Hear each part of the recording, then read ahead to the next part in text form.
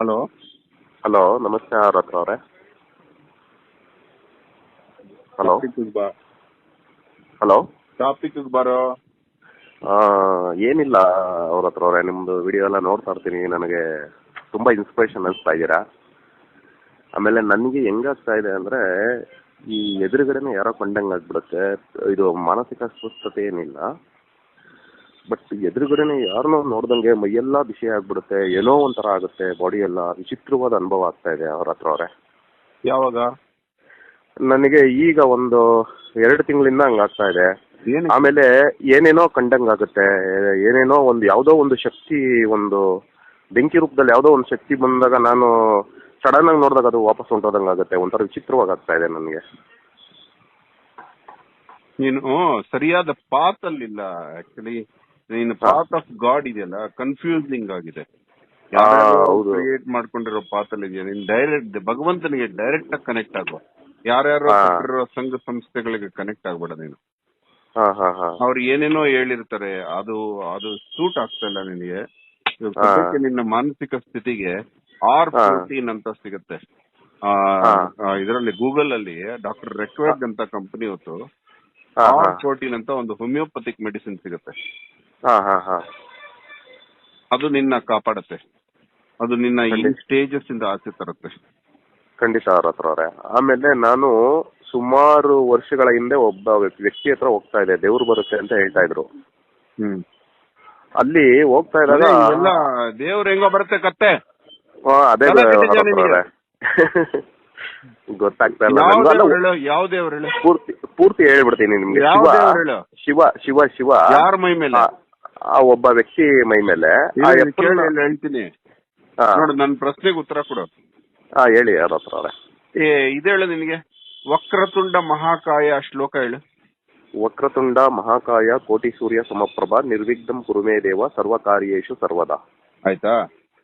ಅದರ ಅರ್ಥ ಏನು? ಕೋಟಿ ಸೂರ್ಯ ಸಮಪ್ರಭಾ ಗಣಪತಿ. ಹೌದು. ಅಂದ್ರೆ ನಮ್ಮ ಭೂಮಿಯನ್ನ ಹುಂಡಿಯಲ್ಲಿ ಕಾಯಿನ್ಸ್ ಹಾಕದಂಗ ಹಾಕಿದ್ರೆ ಎಷ್ಟೋ ಭೂಮಿಗಳನ್ನ ಹಾಕಿದ್ರೆ ಒಂದು ಸೂರ್ಯ ಆಗತ್ತಾ? ಆಗುತ್ತೆ. ಅಂದ್ರೆ ಅಷ್ಟು ಸೂರ್ಯಗಳನ್ನ 1 ಕೋಟಿ ಒಂದು ಉಂಡಿಲ್ ಹಾಕಿದ್ರೆ ಅಷ್ಟು ಸೈಜ್ ಇರೋದು ಗಣಪತಿ. ಹೌದು. ಅಂತ ಗಣಪತಿಗೆ ತಂದೆ ಅಂದ್ರೆ ತಾಯಿ ಗೌರಿ, ಆ ತಂದೆ ಶಿವ. ಅವನು ಇನ್ನೆಷ್ಟು ಭಾರ ಇರ್ಬೋದು? ಅವನು ಕೇವಲ ಒಂದು ತೃಣ ಮಾತ್ರವಾದ ಒಬ್ಬ ಮನುಷ್ಯನ ಮೈ ಮೇಲೆ ಬರೋದಾದ್ರೆ ಹೆಂಗೋ ಕತ್ತೆ. ತಲೆ ಕೆಟ್ಟಿದ್ಯಾ ನಿಂಗೆ? ಅವ್ರ ಹತ್ರ ಅಲ್ಲ, ನಾನು ಅಲ್ಲಿ ಹೋಗ್ತಾ ಇದ್ದಾಗ ನಿಮ್ಗೆ ಪೂರ್ತಿ ಹೇಳ್ಬಿಡ್ತೀನಿ. ಮತ್ತೆ ಏನ್ ಬೇಕಾಗಿಲ್ಲ ನನ್ಗೆ ಅವೆಲ್ಲ. ನಿನ್ನ ಅಷ್ಟು ಊಹೆ ಮಾಡ್ಕೊಳ್ಳೋ ಶಕ್ತಿ ಊಹನಾ ಸಿದ್ಧಾಂತ ಅವ್ರ ಹತ್ರ ಗೊತ್ತು. ಹೇಳೋದ್ ಏನ್ ಬೇಕಾಗಿಲ್ಲ. ಆಮೇಲೆ ನನ್ ಮೇಲೂ ಏನೋ ಒಂದು ಇದಾದಂಗಾಗುತ್ತೆ, ತಡ್ಕೊಳಕ್ ಆಗ್ತಾ ಇಲ್ಲ ನನ್ಗೆ. ಮಾನಸಿಕ ಅಸ್ಥಿರತೆಗಳವು. ಅದಕ್ಕೆ R14 ತಗೋ, ಎಲ್ಲ ಸರಿ ಹೋಗ್ಬಿಡುತ್ತೆ. ಎಲ್ಲಿ ಸಿಗುತ್ತೆ ಅವ್ರ ಹತ್ರ?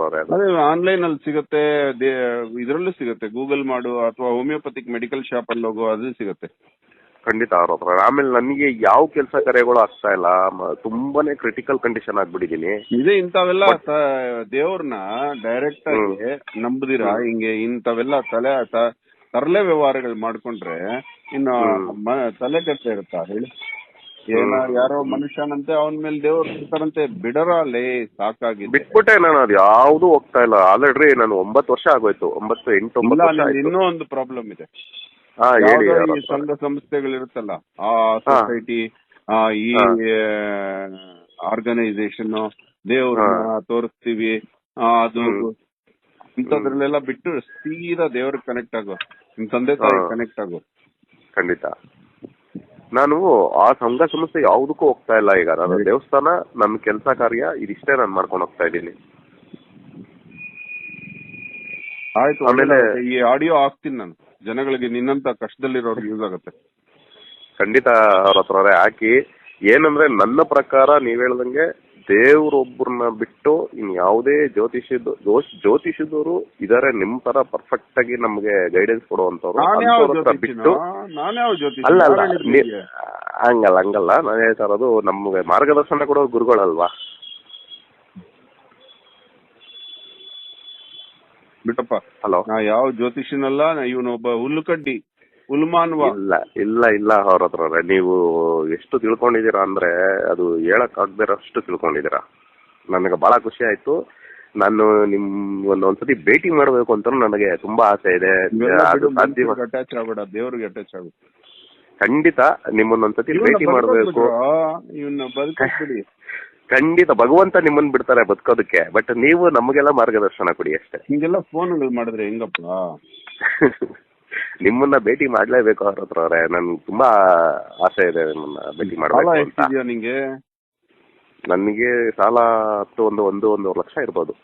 ತಪ್ಪಲ್ಲೇನಾ? ಸಾಲ ಇರೋರು ಮಾಡಬಾರ್ದು. ನಂಗೆ ವ್ಯವಹಾರಿಕವಾಗಿ ಯಾವ್ದು ನಮ್ಗೆ ಸ್ವಲ್ಪ ಪ್ರಾಬ್ಲಮ್ ಆಗೋದಾಗ ವಿಧಿ ಇಲ್ದಿರ ಮಾಡ್ಲೇಬೇಕಲ್ಲ ಅವ್ರ ಹತ್ರ ಅವ್ರೆ. ಇಲ್ಲ ಮಾಡಬಾರ್ದು. ತಲೆ ಕಾಲ್ ಹಾಕ್ಬಿಡ್ತೀನಿ, ಬಡ್ಕೋತಾ ಇರ್ತೀನಿ. ಸಾಲ ಇರೋರು ಫೋನ್ ಮಾಡ್ಬಿಡಿ ಅಂತ. ಮತ್ತೆ ಮಾಡಿದ್ಯಾ ನನ್ಗೆ? ಸಾಲ ಇರೋರು ಗೈಡ್ ಮಾಡಕ್ ಆಗಲ್ಲ ನಂಗೆ.